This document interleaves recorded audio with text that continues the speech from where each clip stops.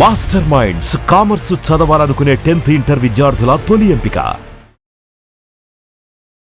అందరికీ నమస్కారం. నా పేరు మాధురి. మీరు చూస్తుంది సుమన్ టీవీ నెట్వర్క్. ప్రస్తుతం మనతో పాటు ఉన్నారు మోటివేషనల్ స్పీకర్ నళిని గారు. నమస్కారం నళిని గారు. నమస్తే అండి. నళిని గారు, కరెక్ట్ గా ఏంటంటే మీతోటి ఇలాగా విశ్లేషించుకునేవి అన్ని కూడా ఫుల్ నెగిటివ్ అండి. అసలు జనాలు ఎంత దారుణంగా అయిపోయారా అన్న దాని గురించి మనం విశ్లేషించుకుంటున్నాము. సో నిజంగా ఈ టాపిక్ గురించి దీని గురించి తెలిసి నేనైతే ఫుల్ డ్రైన్ అయిపోయాను. అసలు ఏంటి జనాలు ఎలా ఉన్నారు, ఎందుకు ఇంత అలా అయిపోతున్నారు అని. సో కేరళలో జరిగిన ఇన్సిడెంట్, రాజు అనే వ్యక్తి సో ఇప్పుడు సెన్సేషన్ సృష్టిస్తుంది కదా అండి. అసలు అంటే పిల్లతోటి మాట్లాడనివ్వకుండా చేశారు. కనీసం పిల్లతోటి మాట్లాడు, వైఫ్ అన్ని రకాలుగా అసలు ఏంటి ఇల్లీగల్ కాంటాక్ట్స్ మెయింటైన్ చేస్తూ హస్బెండ్ నుంచి మొత్తం ఆస్తి అంతా లాగేసుకుని కూడా అంత ధైర్యంగా ఆమె ఉండి కనీసం భర్త అడిగిన ఈ చిన్న దానికి కూడా ఆమె చేయలేదు అంటే చివరికి ఆమె రీజన్ అయిపోయింది కదా పెద్ద. కనీసం ఆఖరి చూపులు కూడా చూసుకొని ఇవ్వలేదు బిడ్డ తండ్రికి అని. దీన్ని ఎలా మాట్లాడుకోవచ్చండి, ఎలా విశ్లేషిస్తారు మీరు? ఇది రాజు అన్న కేసు బయటకు వచ్చింది కాబట్టి తెలుస్తోందండి. కానీ చాలా కేసెస్ లో ఇలా తండ్రులు పిల్లల విషయంలో వాళ్ళు మనస్తాపానికి గురవడం అనేది బయటికి రాకుండా ఉన్న కేసులు వందలు ఉన్నాయండి. ఏమవుతుందంటే జనరల్ గా డైవర్స్ తీసుకునేటప్పుడు బై డిఫాల్ట్ పిల్లల బాధ్యత తల్లికి వచ్చేస్తుంది. ఇది కొన్ని కేసెస్ లో భర్త అంటే ఇక్కడ భర్త పాత్రలో ఉన్న వాళ్ళు బాధ్యత రాహిత్యంగా ఉండి సంపాదించక భార్యని ఇబ్బంది పెట్టి చేసిన కేసెస్ లో ఇది అమ్మాయికి ప్లస్ అవుతుంది, అంటే భార్యకి ప్లస్ అవుతుంది. ఎందుకంటే అలాంటి వాడిని నమ్ముకొని పిల్లల్ని అసలు వదిలే పరిస్థితే లేదు. వాళ్ళు కూడా ఎలా బయటకు వచ్చేస్తారంటే అమ్మో ఇలాంటి ఒక రాక్షసుడి నుంచి నా జీవితాన్ని పిల్లల జీవితాన్ని బయటకు తెచ్చుకుంటే చాలరా దేవుడా అనుకొని వాళ్ళు బయటకు వచ్చేస్తారు. అలాంటి కేసెస్ లో తండ్రి పిల్లల్ని గలవకపోవడం అనేది ఒక రక ప్లస్సే అవుతుంది తప్ప, కానీ అవి మనకి బయట తెలుస్తూ ఉంటాయి.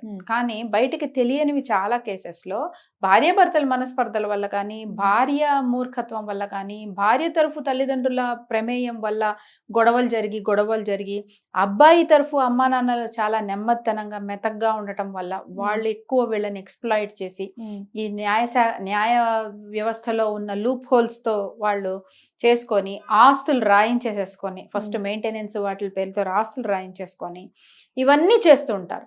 ఇవన్నీ చేయడంతో పాటు ఇలా పిల్లల దగ్గర వచ్చేటప్పటికి ఏంటంటే విజిటింగ్ రైట్స్ విషయంలో చాలా మెలిక పెడతారు, చాలా ఇబ్బంది పెడతారు.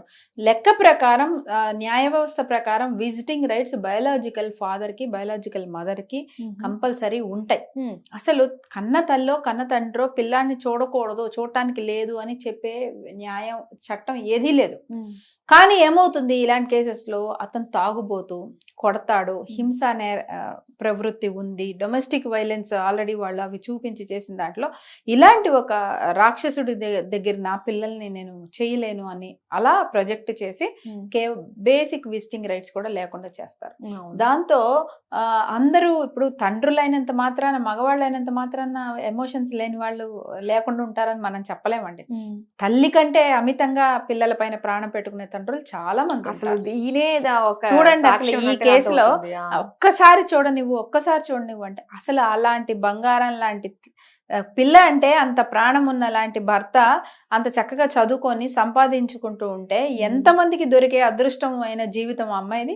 ఒళ్ళు కొవ్వెక్కి చేసింది, అంతేనండి. ఒళ్ళు కొవ్వెక్కి అటు ఇటు అంటే ఇక్కడ ఈ కేసులో కూడా చూడండి, అమ్మాయి తాలూకు తల్లిదండ్రులు అలాగే బావమరిది వాళ్ళ ప్రమేయం వల్ల జరిగింది మాట. ఈ గొడవలన్నీ కాంటాక్ట్ లో ఉందని అందరికీ తెలుసంట, భర్తకి తప్ప. అంటే వీళ్ళు ఎంకరేజ్ చేస్తున్నట్టే అంతే కదా. అంటే వాళ్ళు సొంత అంటే వాళ్ళ ఇంటి ఆడపిల్లని కూడా ఒక ఆస్తి సంపాదించుకోవడానికి వేసే ఒక ఎర్రలాగా, ఒక ఎర్ర చేపను పట్టడానికి ఒక ఎర్ర వేస్తారు సరే, అర్థవం వేస్తారు సరే, అలా సొంత ఇంటి అమ్మాయిని వాళ్ళు అలా వాడుకున్నారు చూడండి. అది వాళ్ళ ఎంత భయంకరమైన భావజాలానికి ఒక నిదర్శనం. వాళ్ళు వేసిన ప్లాన్ కి ఈ అమ్మాయి అంతకంటే కూడా తన ఉనికి ఏంటి, తన ఇదేంటి, తన పాత్ర ఏంటి, భార్యగా తను ఎంత హ్యాపీగా వీళ్ళు రాకముందు వరకు తను ఎట్లా ఉన్నది అనేది ఇవన్నీ మర్చిపోయి ఇలాంటి ఒక ట్రాప్ లో అమ్మాయి పడింది అంటే అమాయకత్వం వల్ల పడ్డారంటే ఒప్పుకోవడానికి లేదండి. ఎందుకంటే నీ లైఫ్ ఏంటి అనేది నీకు ఒక 25 సంవత్సరాలు వచ్చాకో కనీసం ఒక తల్లి అయ్యాక అయిన బాధ్యత వల్ల అయినా నువ్వు అది ఆలోచించుకోలేకపోయావు అంటే అది ఖచ్చితంగా వాళ్ళ తప్పే. ఏదో వాళ్ళు చేశారు అమాయకత్వంలో, జనాలు చేస్తారు. మరి నువ్వు కూడా నిలబడి ఆలోచించుకోవాలిగా, నేనేంటి నా జీవితం జీవితం ఏంటి, అసలు ఎలాంటి వ్యక్తిని నేను బాధ పెడుతున్నాను. ఇంకా పెళ్ళంటే భార్యాభర్తలు అయిన తర్వాత కనీసం నేను నా భర్తని అకారణంగా నేను బాధ పెట్టకూడదని ఒక basic common sense, basic emotion కూడా లేదంటే ఇంకా అదేం పెళ్ళి, అది ఏమి కాపురము, అదేం సంసారము, అసలు వాళ్ళు ఇంకా ఎందుకు చేసుకున్నట్టు పెళ్ళి, అంత అన్యాయంగా బిహేవ్ చేసినందుకు.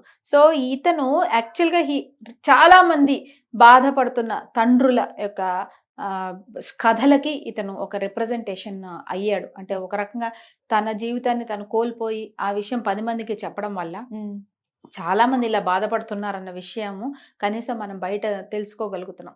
ఇంకా చాలా వాటిలో ఇప్పుడు ఆడవాళ్ళు బయటకు వచ్చి ఏడ్చినట్టుగా మగవాళ్ళు బయటకు వచ్చి ఏడవరండి. చాలా వాటిల్లోనూ ఏంటంటే వాళ్ళే ఆడపిల్ల వైపు వాళ్ళే ముందే కొట్టేస్తాడు, తన్నేస్తాడు, తాగుడైపోయాడు, ఇట్లా చేశాడు, అట్లా చేశాడు, అవన్నీ ముందు బయటకు వచ్చేస్తాయి. కాబట్టి జనరల్ గా అబ్బాయి వర్షన్ ఎప్పుడు చాలా వరకు సైలెంట్ అయిపోతూ ఉంటుంది. వాళ్ళే కాన్సిక్వెన్సెస్ ఫేస్ చేస్తూ ఉంటారు. చాలా సార్లు పూర్తిగా డైవర్స్ కూడా ఇవ్వరు, అది అలా నడుస్తూనే ఉంటుంది. అవి కావాలి, ఇవి కావాలి, ఈ భరణం సరిపోదు, ఆ ఆస్తి రాయాలి, ఇది రాయాలి అని అంటుంటారు. ఇలాంటి దాంట్లో అతను పూర్తిగా డైవర్స్ అయిపోయి మరి ఇంకొక పెళ్లికి కూడా వెళ్ళే అవకాశము లేక ఇటు ఫస్ట్ మ్యారేజ్ ఫెయిల్ అయ్యి అన్నిటికీ మించి ఏంటంటే నేను ఇంత సరిగ్గా పద్ధతిగా ఉండి నా జీవితాన్ని ఇంత చక్కగా నేను మలుచుకున్నందుకు నాకు జీవితంలో ఏం దక్కింది? నిజమైన ప్రేమ, స్వచ్ఛమైన ప్రేమ చూపించినా కూడా నా జీవితంలో దాన్ని నేను పొందలేనప్పుడు, అన్ని కోల్పోయినప్పుడు ఇంక నా జీవితానికి అర్థం ఏముంది అనే విధంగా వాళ్ళు మళ్ళీ రీకన్స్ట్రక్ట్ కూడా చేసుకోకుండా ఇంకా అలాగనే వాళ్ళ లైఫ్ని అలా ప్యాథోస్గానే వాళ్ళు లీడ్ చేస్తున్న సందర్భాలు చాలా చోట్ల కూడా చూస్తాం.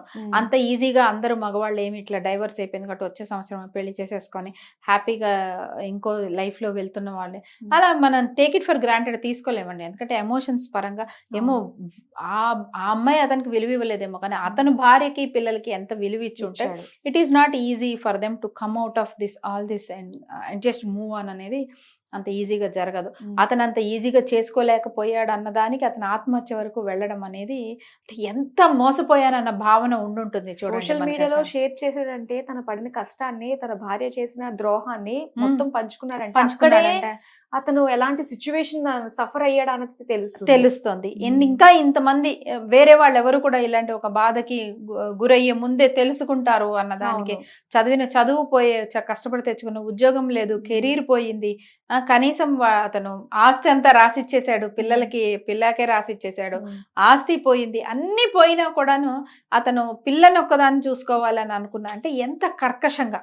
ఇలాంటి సందర్భాల్లో వాళ్ళు ఏం ఆలోచిస్తారంటే పిల్ల మళ్ళీ కనెక్ట్ అయిపోతే మళ్ళీ పిల్ల పేరు చెప్పుకొని మళ్ళీ వస్తూ ఉంటాడు. అంటే ఇంకా వాళ్ళ ఎక్స్పెక్టేషన్ చూడండి, అంటే మనిషి మొత్తం ఆస్తి పత్రాలు అంతా రాసిచ్చేసి ఇంక వెళ్ళిపోవాలన్నమాట. మళ్ళీ కనిపించకుండా జీవితంలో స్విచ్ ఆఫ్ చేస్తే లైట్ పోయినట్టు వెళ్ళిపోవాలన్నమాట మనిషి. అట్లా ఎంత దారుణంగా ఆలోచించారు చూడండి. ఏంటండి ఇంత దారుణంగా చేస్తుంది అసలు, తల్లి కూతుళ్ళకి కూడా విడదీసేస్తుంది అన్నట్టుగానే ఇక్కడ కనిపిస్తుంది. లేదంటే ఒక పెద్ద ఆవిడ కూతురు సంసారం బాగుంది అని ఆలోచించకుండా డబ్బులు రాని, ఆస్తులు రాని అని ఆ తల్లి అడగడం ఏంటి అసలు? ఈ రోజుల్లో చాలా మంది లాయర్లు అమ్మా నాన్నల అమ్మాయి తరఫున కుటుంబాల వల్ల విడాకులు అయిపోతున్నాయి అని చాలా సందర్భాల్లో లాయర్లు మనకు చెప్తున్నారు. వాళ్ళ మాట ఏం తీసి పారేయడానికి లేదండి, వాళ్ళు చాలా కేసెస్ అలా డైరెక్ట్ గా విట్నెస్ చేస్తున్నారు. కాబట్టి సో అబ్బాయి అమ్మా నాన్నల వల్ల, అబ్బాయి అప్పచెల్లెళ్ళ వల్ల ఇంట్లో ప్రాబ్లమ్స్ అవ్వడం, మొగుడు పిల్లల మధ్యలో గొడవలు రావడం మనం ఎట్లయితే చూసామో ఇది కూడా అంతే ఈక్వల్ గా జరుగుతున్నాయి. తర్వాత తెలిసేది ఏంటంటే నిజంగా భార్య భర్త పట్ల, భర్త భార్య పట్ల వాళ్ళ ఆ వివాహ బంధానికి విలువిచ్చి వాళ్ళ అందులో సంసారం పట్ల నమ్మకం కలిగి, భారతీయ కుటుంబ వ్యవస్థ మీద నమ్మకం కలిగితేనే వాళ్ళు పెళ్లి చేసుకోవాలి తప్ప ఇలా చేసుకొని ఇలా జీవితాలని పూర్తిగా కుటుంబాలని మరి అతన్ని ఆధారపడితే వాళ్ళ తల్లిదండ్రులు ఉండుంటారు కదంటే ఎన్ని జీవితాలు నాశనం అయినాయి అనేది అర్థమవుతుంటుంది. వాళ్ళకి ఆ నమ్మకం లేకపోతే ఆ వ్యవస్థలోకి రావద్దు, అంతే తప్ప దీన్ని అడ్డం పెట్టుకొని అవతల అమాయకులు మెతక వాళ్ళని ఇలా అన్యాయం చేయటం అనేది చాలా చాలా బాధాకరం. ఇలా జరుగుతున్న ఎన్నో వందల మంది మగవాళ్ళకి ప్రతీకగా ఈరోజు ఇతని జీవితం మనకి కనిపిస్తుంది. ఓకే అండి, చాలా చక్కటి విశ్లేషణ మాకు అందించినందుకు ధన్యవాదాలు.